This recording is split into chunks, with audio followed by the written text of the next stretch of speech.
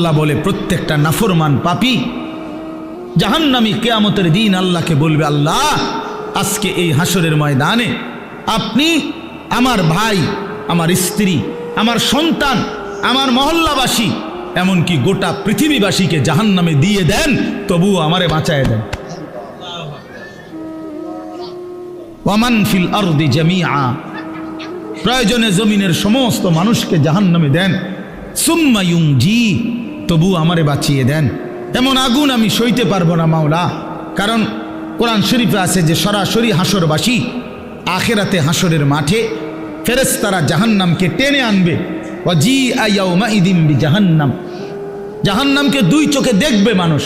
এই দেখেই তখন প্রতিটা নাফরমান বলবে, মাওলা এমন ভয়ানক আগুন যেটা ধাউ ধাউ করে জ্বলতেছে, তীব্র জাহান্নামের গর্জন, টকবক করতেছে আগুন। আল্লাহর নবী বলবেন, জাহান্নামের বিকট গর্জনে গোটা হাসরের ময়দানের ইমানদার নাফরমান আরে নবী আউলিয়া সিদ্দিক পর্যন্ত চিৎকার দিয়া বলবে, ইয়া রব্বি নফসি নফসি।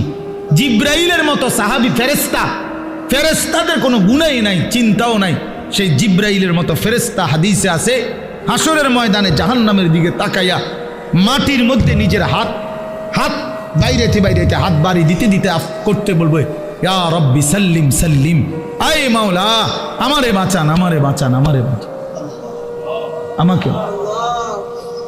আল্লাহ তাআলা বলেন কাল্লা, কিন্তু আল্লাহ বলে কখনোই না।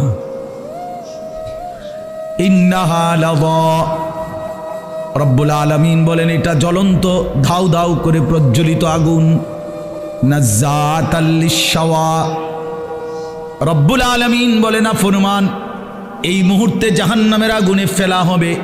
প্রথম সেকেন্ডেই, প্রথম মিনিটেই নাজ্জাতাল লিশ-শাওয়া, সারা দেহের গোশত চামড়া হাড্ডি প্রথম মিনিটেই, এক সেকেন্ডেই একদম জ্বলে ভুনা হয়ে যাবে। নাজ্জাতান অর্থ এটা মাশওয়ি, মানে ফ্রাই ফ্রাই ফ্রাই হয়ে যাবে, ভুনা হয়ে যাবে, ভুনা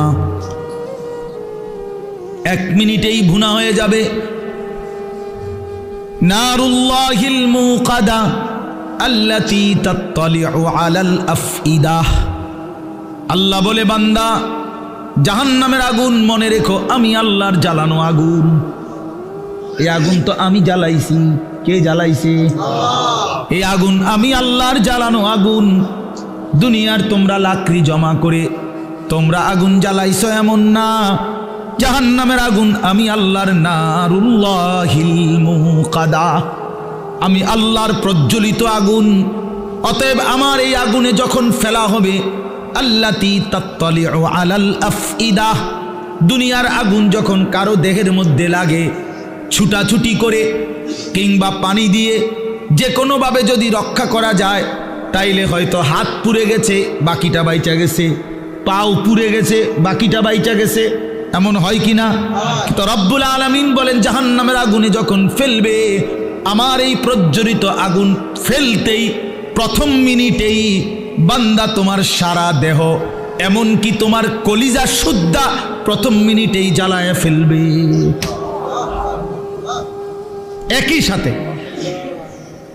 একই মুহূর্তে বাহির এবং ভিতরের কলজাটা সুদ্ধা বুনা করে ফেলবে।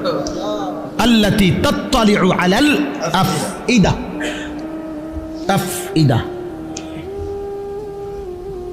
কি মনে করছো নওজোয়ান? আগে নাই তো সিদ্ধান্ত নাও, আখেরাত নাই, এবার বেডি চাও, কোনো অসুবিধা নাই। তুমিও ল্যাংটা হয়ে যাও, ছবিও দেখো ল্যাংটা।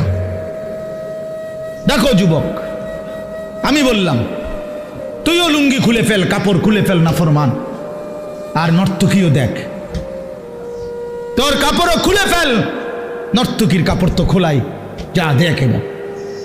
তবে আগে শর্ত হলো একথা বুঝাপড়া করে নাও, কারোর সাথে হিসাব মিলাইয়া নাও যে আসলে যে হুজুররা বলে কবর হাসর আখেরাত, এটি আসলে মিছা কথা নেই, এই কথা কারোর থেকে জিজ্ঞাসা করে নাও।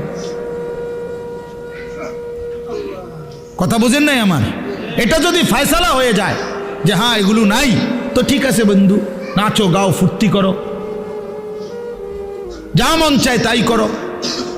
কিন্তু এ কথার তো কোনো কাফেরও আজ পর্যন্ত বলে নাই যে কবর হাসর আখেরাত নাই। না, হিন্দুরাও তো স্বর্গ নরক কয়, কয় না? কথা বলেন না কেন? হিন্দুরা মরলে আমরা যেরকম কই মরহুম, হেরাদে কয় স্বর্গীয় উমুক।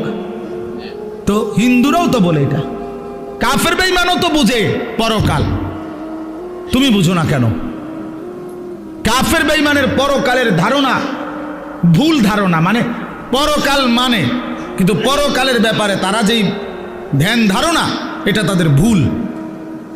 কিন্তু আমরা মুসলমান, আমাদের পরকালের ব্যাপারে বর্ণনা একেবারে স্পষ্ট। কোরআনুল কারীমের 3 ভাগের 2 ভাগই আখিরাত। আখিরাত। নবী সাল্লাল্লাহু আলাইহি সাল্লামের সারা জিন্দেগীর চোখের পানি উম্মতের জন্য যে কাঁদছেন 23টা বছর। কি জন্য? যে আল্লাহ 23 বছর নবী কাঁদছেন উম্মতের জন্য। কেন? দুনিয়ায় যেন বাত মাসে কষ্ট না পায় উম্মত, এই জন্যই তো না?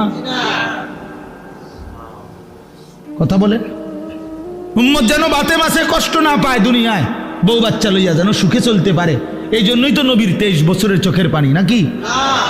তাহলে কি জন্য? কথা বলেন না, কোন জায়গার জন্য কাঁদছেন? তো সেই আখিরাত মিথ্যা, নবীর 23 বছরের চোখের পানি মিথ্যা। তাহলে আপনারা কি বুঝলেন বাবা? সর্বপ্রথম নিজের সংশোধনের দিকে শতভাগ নজর দিতে। ইয়া আইয়ুহাল্লাযীনা আমানু কু আনফুসাকুম ওয়া আহলিকুম নারা। আল্লাহ তাআলা বলেন, হে ঈমানদারগণ, তোমরা প্রত্যেকেই নিজেকে বাঁচাও এবং তোমাদের পরিবারের সদস্যদেরকে বাঁচাও নারান, জাহান্নামের আগুন থেকে। তাইলে আলাদাভাবে বলছে যে নিজেকে বাঁচাও, এরপরে বলছে স্ত্রী সন্তান পরিবার পরিজনকে বাঁচাও। তাহলে নিজেকে বাঁচাও, এটা আলাদা হুকুম, আলাদা হুকুম। এজন্য নিজের ফিকির করা, নিজের সংশোধন, আমার ঈমান, আমার নামাজ, আমার চরিত্র, আমার আখলাক, আমার চলাফেরা, আমার কথাবার্তা, আমার আচরণ, লেনদেন, এটা ঠিক করা। আমার কবর, আমার আখেরাত, আমার হাসর, আমার মিজান, আমার ফুলসিরাত, এই নিজের ফিকির করা। আমি মরলে আমাকে, আমার জিন্দিগি নিয়ে আমি চলে গেলাম, এরপরে পৃথিবীতে অনেক কিছু হইতে পারে, কিন্তু আমি তো নাই।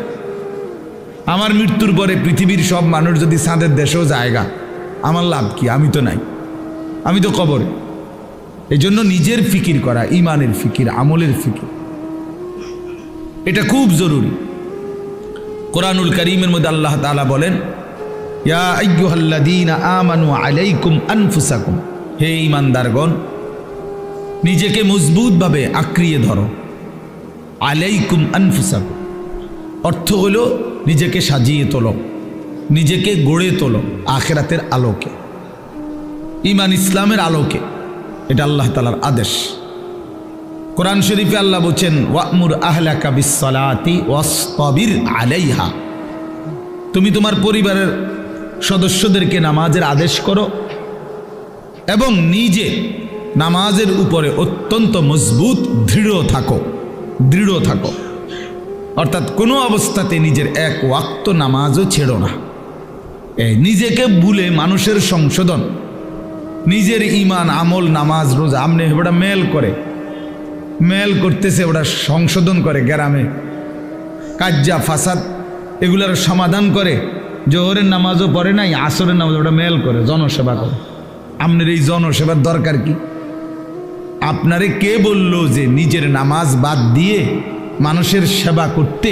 এটা আপনারে কোন ইবলিসে কইল? এটা কে বলল আপনার? এটা কোন ধরনের জনসেবা? আমি পেশাবের উপরে দাঁড়াইয়া আরেকজনরে ভালো পানি দিয়ে গোসল করা, হেবড়া নিজে দাঁড়াই দিছে পেশাবের, বুঝছেন না? নিজে মদ খাই, আরেকজনরে মধু খাওয়া। তাহলে এইখানে আহাম্মকি ছাড়া আর কিচ্ছু নাই। তার জন্য নিজের সংশোধন আগে, মানুষের সেবা, মানুষের কল্যাণ অবশ্যই ভালো কাজ, কিন্তু সেইটা হবে আমার নিজের সংশোধন শতভাগ ঠিক রেখে, শতভাগ ঠিক। আমার মাহফিলের দেরি হয়ে যাইতেছে, এখন আমার মাগরিব বাদ এখানে বয়ান করার কথা। আজকে আমার আরো 2টা মাহফিল আছে, আজকে এখন আমি চিন্তা করলাম যে তাহলে আমার ওয়াজ যেহেতু ক্ষতি না হয়, মাগরিবের নামাজ বাদ দিয়ে লাই টানা আইসা পড়ি, তাহলে আপনারা যে সময় মাগরিব